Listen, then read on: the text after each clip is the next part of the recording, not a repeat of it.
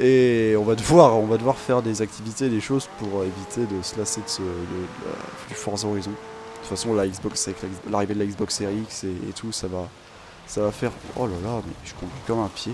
Ça va faire vraiment un déclic et tout. Et ils vont... En plus, j'imagine pas les graphismes sur la Series X avec le ray tracing et tout. Ça pourrait être quelque chose d'assez dingue. Enfin voilà.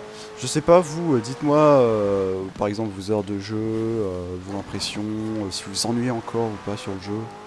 Parce que c'est vrai que moi j'ai de plus en plus sur des jeux différents que FH4, parce que FH4, il y a un moment c'est vrai que je faisais que ça et mes amis le reprochaient, et ouais pourquoi tu restes tout le temps sur FH4, et c'est parce que j'adorais le jeu et maintenant bah, c'est un peu l'inverse, je viens uniquement quand il y a des amis, c'est-à-dire c'est extrêmement rare de jouer seul sur ce jeu maintenant.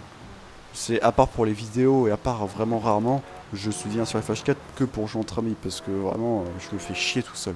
Au bout de 20 minutes j'ai passé sur l'autre jeu. Donc voilà, dites-moi vos impressions sur le jeu. Et dites-moi depuis combien de temps vous l'avez. Et ouais, par rapport aux anciens Forza, comment il est, s'il est moins bien, s'il est merdique, si c'est le best Forza jamais sorti de tous les temps. Dites-moi ça. Et puis voilà, c'était une petite vidéo rapide pour parler un peu de ce Forza et pour me dire mes avis et si je m'ennuyais toujours sur le jeu alors que ça fait 2 ans que je l'ai et que ça fait 2 ans que j'y joue. Enfin voilà. En tout cas, passez une agréable journée ou une agréable soirée.